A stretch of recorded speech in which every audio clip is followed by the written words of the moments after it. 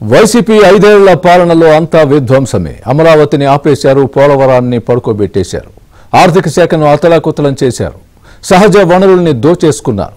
అన్ని శాఖల్లోనూ అవినీతి అక్రమాలే. వీటిని ప్రజల్లోకి తీసుకువెళ్లాలని చంద్రబాబు ప్రభుత్వం నిర్ణయించింది. పోలవరం నుంచి ప్రారంభించి ఆర్థిక పరిస్థితి దాకా అన్ని శాఖలపైన శ్వేతపత్రాలు ప్రజల ముందుంచాలని నిర్ణయం తీసుకున్నారు.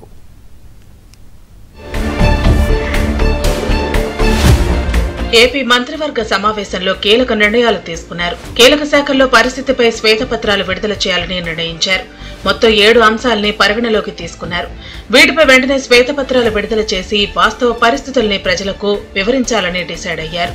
ఇందుకోసం అవసరమైన మెటీరియల్, వాస్తవ గణాంకాల్ని ఆయా శాఖల స్పెషల్ చీఫ్ సెక్రటరీలు, ప్రిన్సిపల్ సెక్రటరీలు, శాఖాధిపతులు రూపొందించాలని ప్రిన్సిపల్ సెక్రటరీ గిరిజా శంకర్ సూచించారు.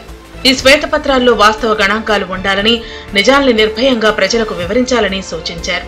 వీలుంటే మంగళవారం లేదా ఈ నెల 28వ తేదీన పోలవరం, ఆ తర్వాత అమరావతిపై వైట్ పేపర్ రిలీజ్ చేయాలని జలవనరుల శాఖతో పాటు సిఆర్డీఏ, మున్సిపల్ శాఖను ఆదేశించారు. వచ్చే నెల 1వ తేదీన విద్యుత్ శాఖపై శ్వేతపత్రం విడుదల చేయబోతున్నారు. జూలై 4వ తేదీన సహజ వనరులైన ఇసుక, మైనింగ్, భూ కబ్జాలు, జూలై 8న మద్యం మాఫియాపై, 10న రాష్ట్రంలో శాంతి భద్రతలు, 12న రాష్ట్ర ఆర్థిక పరిస్థితిపై శ్వేతపత్రాలు విడుదల చేయాలని ఏపీ మంత్రివర్గం నిర్ణయించింది. 7 శ్వేతపత్రాలని విడుదల చేయబోతుంది ప్రభుత్వం.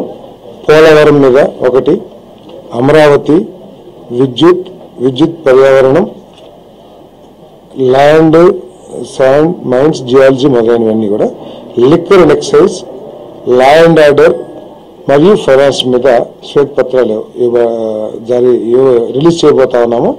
అది 31వ తారీఖున మొదలుపెట్టి 18వ తారీఖు వరకు కూడా 3 రోజుల గ్యాప్తో, 4 రోజుల గ్యాప్తో ఇవన్నీ కూడా మరి రిలీజ్ చేయబోతుంది. అంటే గత ప్రభుత్వం ఏ విధంగా ఈ రంగాల్ని దుర్వినియోగం చేయటమో లేకపోతే విధ్వంసం చేయటమో, ఏ విధంగా ఆర్థిక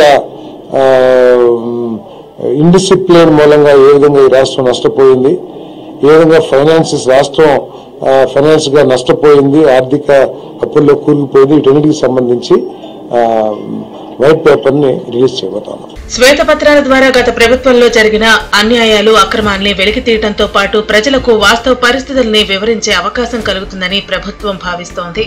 ఆయా శాఖల అధికారులు డేటాతో పాటు ఇతర సమాచారాన్ని కూడా సేకరించి శాఖాధిపతుల ఆమోదం తీసుకుని మంత్రులకు కూడా తెలపాలని ఆదేశించింది. మీడియాకు ఈ శ్వేతపత్రాల్ని పూర్తి స్థాయిలో విడుదల చేయాలని కూడా సూచించారు.